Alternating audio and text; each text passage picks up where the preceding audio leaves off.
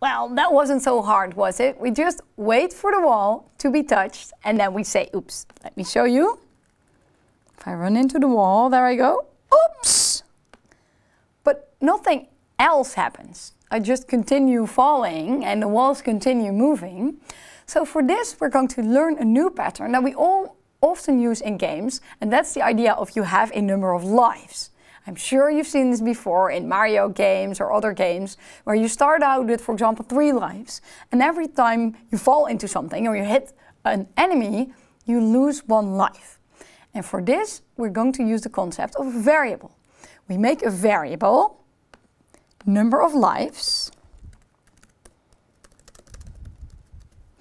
and then in the number of lives, we're going to store the number of lives that we have. So we will start out with set the number of lives to 3 when the game starts.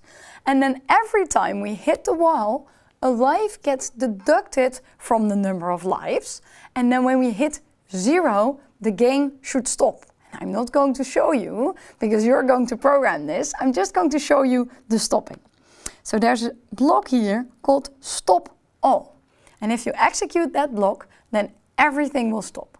So your programming assignment is 2 things. Firstly, every time we hit the wall, a life should be subtracted from the number of lives. And secondly, when number of lives is 0, the game should stop.